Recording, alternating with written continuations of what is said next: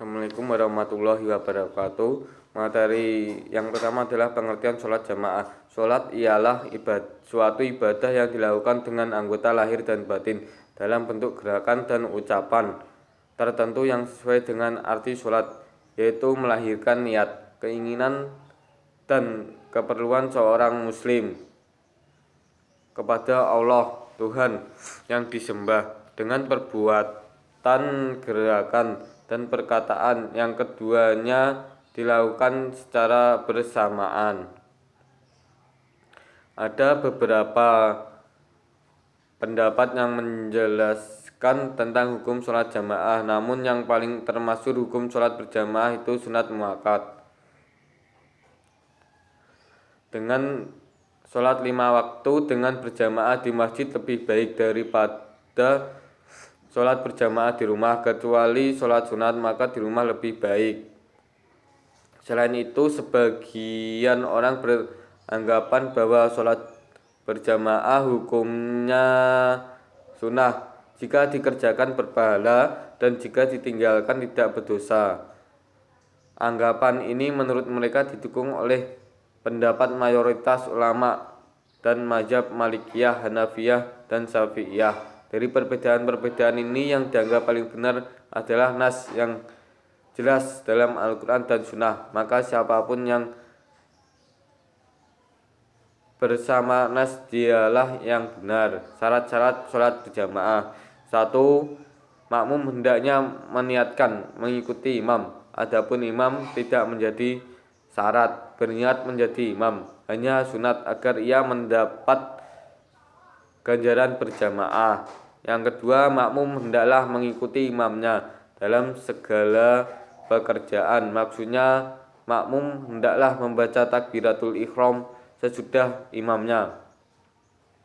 Begitu juga permulaan segala perbuatan makmum hendaklah terkemudian dari yang dilakukan oleh imamnya.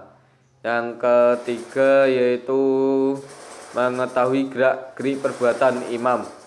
Umpamanya dari berdiri ke ruku, dari ruku ke i'tidal, dan i'tidal ke sujud, dan seterusnya. Baik diketahui dengan melihat imam sendiri, melihat saf barisan yang di belakang imam, mendengar suara imam atau suara mubaliknya, agar hukumnya dapat mengikuti imamnya. Yang keempat yaitu keduanya imam dan makmum berada dalam suatu tempat. Umpamanya dalam suatu rumah, setengah ulama berpendapat bahwa sholat di satu tempat itu tidak menjadi syarat, hanya sunat, karena yang perlu ialah mengetahui gerak-gerik perpindahan imam dari rukun ke rukun atau dari rukun ke sunat dan sebaliknya, agar makmum dapat mengikuti gerak-gerik imamnya. Yang kelima, tempat berdiri makmum tidak boleh lebih depan dari imamnya. Maksudnya ialah lebih depan ke pihak kiblat bagi orang sholat berdiri, diukurnya tumitnya, dan bagi orang duduk pinggulnya. Yang F, imam hendaklah jangan mengikuti yang lain. Imam itu hendaklah berpendirian, tidak terpengaruh oleh yang lain. Kalau ia makmum, tentu ia akan mengikuti imamnya. Yang berikutnya, laki-laki tidak sah mengikuti perempuan. Berarti laki-laki tidak boleh menjadi makmum, sedangkan imamnya perempuan. Adapun perempuan yang menjadi imam bagi perempuan pula tidak berhalangan. Jadi wanita tidak boleh menjadi imamnya seorang laki-laki.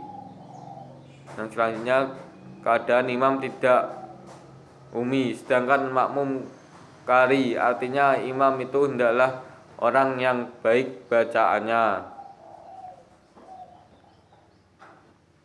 Selanjutnya, hikmah yang terkandung di balik sholat berjamaah. Pada hakikatnya, Islam bukanlah agama individu yang hanya memikirkan hubungan segera pribadi dengan Allah semata tanpa memikirkan kehidupan sosial di sekelilingnya. Akan tetapi Islam merupakan agama kesatuan, paduan jamaah dalam umat yang satu, bertanah air satu, dan berkiblat satu, bahkan berjasad satu. Sesungguhnya Islam itu menganjurkan kepada umatnya untuk saling mengenal, ta'aruf, saling memahami, tafahum, saling membantu, ta'awun, dan saling melengkapi kekurangan masing-masing, tafakul sesama mereka. Untuk mengimplementasikan nilai-nilai di atas, sholat jamaah dapat dijadikan salah satu rujukan bagi umat Islam. Bila diperinci lebih dalam, maka hikmah-hikmah yang terkandung di baliknya, yang dibalik sholat berjamaah, yaitu persatuan umat. Allah Subhanahu wa Ta'ala menginginkan umat Islam menjadi umat yang satu, sebab Tuhannya satu, syariat satu, dan tujuannya satu. Yang kedua, persamaan. Dalam sudut pandang sosial, umat Islam berbeda-beda tingkatan dan kedudukannya. Ada di antara mereka yang berilmu, bodoh, kaya, fakir, kuat, lemah, pemimpin maupun rakyat. Namun Allah menciptakan manusia sama. Tidak ada kelebihan orang Arab atas orang ajam non-Arab kecuali dengan takwa. Perbedaan yang ada dalam dunia manusia itu hanyalah salah satu sunatullah pada makhluknya. Rasa persamaan dapat tumbuh dalam satu berjamaah. Yang ketiga, kebebasan. Rasa kebebasan dapat terlatih dalam sholat berjamaah, karena dalam mengajarkan sholat itu secara kolektif, anggota jamaah merasa bebas. Sholat di masjid bebas dari tradisi-tradisi yang berlawanan dengan ajaran ibadah. Pujian-pujian hanya dapat dilakukan kepada Allah saja.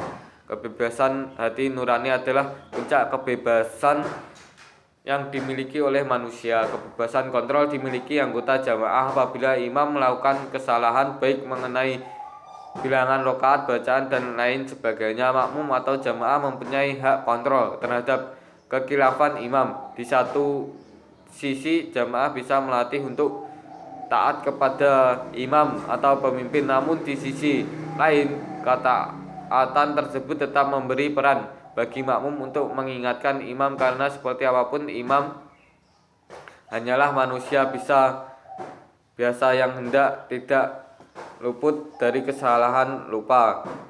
Yang terakhir ialah merealisasikan penghambaan kepada Allah. Allah menciptakan manusia, menjadikan khalifah di muka bumi, dan menyuruh manusia untuk beribadah kepadanya dan menaatinya saat muadzin mengumandangkan azan dan